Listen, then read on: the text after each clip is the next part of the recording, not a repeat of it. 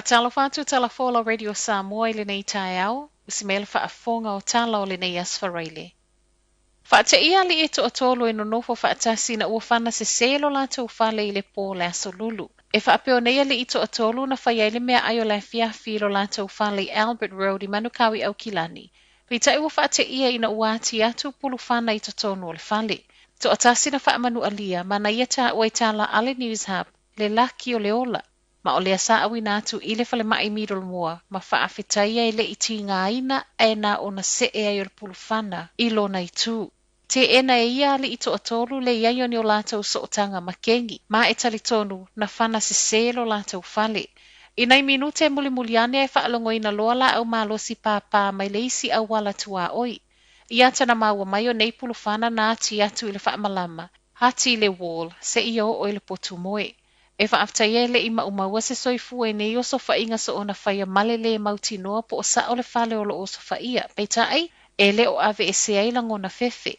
E se mai le pō le aso lulu o le pō fo ia na pōna ave whaamalo sia I leo leo le tusa ma le to a se fulu lua. Ma salo mia fe soota I makengi ma o le a fo ina fetawa ina maila au malosi I pakuranga I au Kilani. E mo o mia le whailo manino e vaenga tūma oti o tā ua charities o tupe o lo o lātou ma waina. O swinga o whaatalo sanga ino le amo o miai charities po o vaenga e le o totongia ni lātou la fonga e whaalawi loa tupe te tele o lo o umia. O aseta, maisi puna oa pe awhai e lunga atu o le se lau whasa fulu wafe tupe whaalu. O swinga fo iwa sauma le ilo ilonga o le aave e se ai le avenga ma charities la iti. Whaapele si iti o le malo si anga e tu inatu I le pulenga le charity services le e ngafa ma le lesi tala ino charities e au fiei malotu. Tu sama le luas fuluwalu afe charities lesi tala I totono ni usila. Ma o whaalapoto potonga nei e au fiei ma e ka lesi e mo o mia le whaelo o tala o tupe whaaltausanga. E ma whai e peona whaawawona lesi tala ma whaasao ma iai le totongi o la fonga. O le teuteunga o tū la whono lo o lima taita inai nei whaalapo tupotonga wa sa waile mai ailo ilo I le internal affairs ma o se teuteunga e fōlinga mai. O le a umia ma maua wanoa I le pūlenga le charity services e whaia whaai unga I e ka le sio maisi whaalapo tupotonga. E le o whaamaliaina talo o tupe te tau na whaalawi loa le whaai unga le tausanga whaale tupe. Tu salava pe wa tu inatu iai la pata inga. O se taimi o le nei tausanga o lo o fuafua e whaauwhi mai ai lea teuteunga. Ua whaauru le petition e una I ai le pāle mene e suia le ingoa ni usila ia Aotearoa. O se ingoa na whaalawi loa le vaiaso le te reo Māori I le tausanga walu. Ma sa maua I le tusa ma le fitu se fulu wafe saini. O se petition whai mai le taita e le pātia Māori, Debbie Ngare Wapaka, o lo o a fi ma iei le mana o ngau tangata wa tatau na suile ngō le atunu. Ai mailo na uso a tau raweri Waititi, o se toe whaatu mau lea o ngō lau whanua ma whaamalo si ai le atunu. O le ngō fo ia ni usilo se ngō mai Europa, ma ele se so otanga ma le ele. Ai mai le taita e o le National Christopher Luxon, o swingo le ngō se mata upo fe so otai ma swingo whaavai. Ma e mo o miei le ui mai o se referendum po o se whainga whaapalota e tāpā ai whina ngalo tangata lau tele.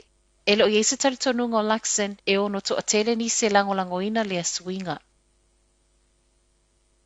O leo wa whaasa tangata siasi il fale mai Dunedin, ono o le malosi il koviti. Tā le ono I le fiafia na nafina a matatapu ai tangata siasi, ma o se whaai unga wa whaia ona o le maua lunga o le tūlanga la matia wa iei nei le fale mai, ona o le whaau popo tangata e mau le wha mai. Ono fuanga wa whaasai au fiei poto lo tau fiei ngase, ma o lo iei lava fo ile whaatangana whaapitoa mua nisi o mafuanga tatau, peita ai e mo o mia le whaafsota e mua le vaenga o le fale mai o lo o fia asia. O lo tatala pele emergency department ma o lo talia le tangata to atasi e taito o lua malenga ngase. E toi fafonga mai e pulenga swinga I wha mai tapu mo tangata asiasi o whaia nei I se taimi o iluma. Matala muli to o lua le I mali liu ona o le vevesi na tula I mai le vao tangata lango I vaenga wha upo whaia lua a Papua New Guinea. O le wha mauninga lea mai leo, ma ese mai le to o lua mali liu e to o tele isi na manu nu ai foi. Ua wha ngā solo so esu e ngā leo e le ngā taita avale na wha o ngā, a e wha apea whale ua wha alea ngaina o na lava o le vao tangata pālota. Ua o lava I ta avale ua susunu, ma ua ta alasanga mai eile ofisa I tangata Papua Se I alolofa e tausi le file mu mamana ia e leisi. E whaapia fo I fautuanga wa tu inatu I vaenga whaupo whai e lua. Tala nao le nei tai au, manuia le nei aso.